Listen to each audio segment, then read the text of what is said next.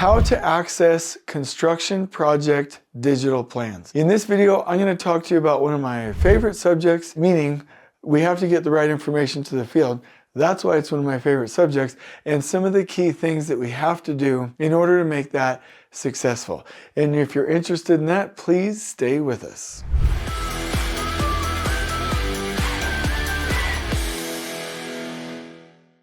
My favorite, and you may be farther advanced than me when it comes to this, but what I'm used to when running projects is that the foremen are contractually required to have a tablet, whether that's, a Windows tablet or an iPad, and they, on their device, have access to the current set of drawings and any other information. Back when I was doing it, it was BIM 360 Glue. If something has changed by the time this video comes out, please forgive me, but it was called BIM 360 Glue, where they have access to the model, and where at key stations out in the field, there's a digital field kiosk that's set up where you can access the model and the information as well, that everybody in our trade partner network has access to the current information at all times. This is crucial in my mind. Now, nowadays with Bluebeam and Procore, we don't really have a problem with accessing the information at the tip of your fingers, right? That's not really the big issue. The real big issue is how do we manage the information so that it's the right information when it's needed, where it's needed. And let me tell you a story. At the Bioscience Research Laboratory in Tucson, Arizona, beautiful project. That project made me, meaning gave me the experience to do these videos. And I worked at DPR at the time. We had CMIC for project management. I think they were using CMIC for finances. I usually mainly interacted with the reports.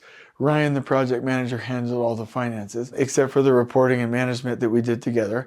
And we had BIM 360 Field for the QC, BIM 360 Glue for the model, and we used a Bluebeam project. That's a very important distinction for all of our drawings. And so we had the schedule, we had the logistics maps, zone maps, submittals, RFIs, all of the drawings, everything was there. And I loved it because I would also use Bluebeam for tracking the status of different rooms in the TAC plan. But bottom line, all of our foremen had iPads. We did use the model 100%, and it did take a lot. One of the great things about DPR is they had, I don't think they mind me talking about, but they had vConstruct.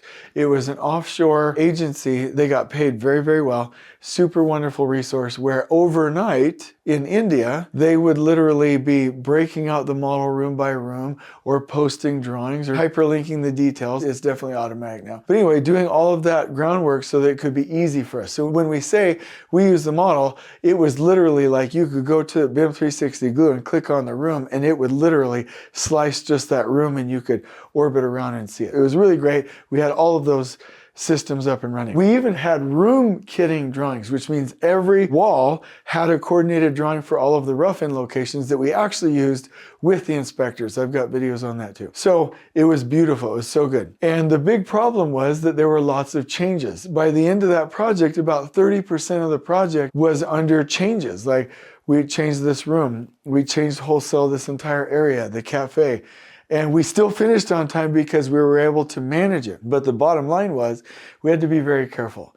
So as soon as an ASI or a bulletin, ASI should technically be $0, or a bulletin which costs money, or an RFI came out and was posted, the process was that once it was officially issued, it would go to vConstruct and it would get posted and hyperlinked and distributed out to trades. But the key was, and this is important, if you distribute the information to the trades, they have to be notified and you have to make sure you have financial approval or else they're just going to start building it. So that's key. So the process that we followed was before it was posted and sent out to the trade partners, we had to issue a PCO, a potential change order, with a rough order of magnitude dollar amount. And so that meant that's either going to be an owner cost or it's going to come out of contingency, or basically it's projected somewhere. And until we know that it's going to be paid for, it's on your potential exposures log, right? Whatever you and your company call that. But it could be projected against contingency unless you know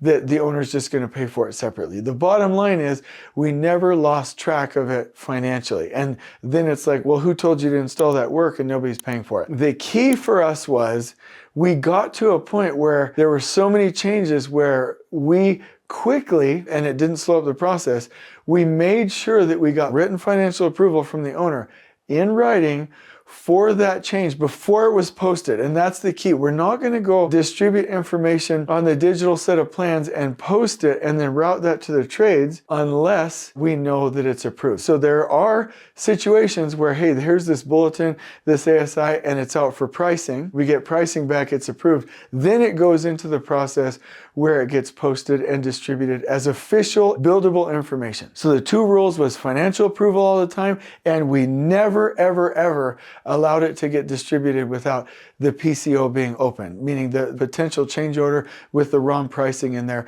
so that it was projected and tracked properly. And that's key, because the bottom line is you can't have the trades out in the field building from old information, and we can't have them building with current information without financial approval. And that's basically the bottom line. And for me, I prefer in pre-construction to contract trades to where they have to have the tablets. We do have the field kiosks, and we have a method, whether it's offshore or internal, where the posting happens immediately, and that's crucial.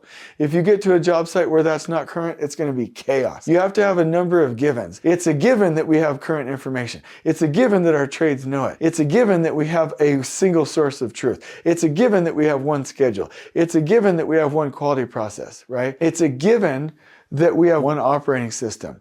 That way, when there's variation, it's not what drawing are we using, it's tackling the problem itself. And so this is my base information. Nowadays, we have 360 cameras tied to the schedules. We have drones tied to the schedules. We have more real-time information. We have underlays. We have virtual reality, augmented reality. We have so much more by way of technology. But we do have to follow these same principles. And so I'll put this into a blog post for you and wish you the best of luck. We got to have the current information. You know that. And the more visual it can be for the trades, the better. I hope you've enjoyed this video. On we go.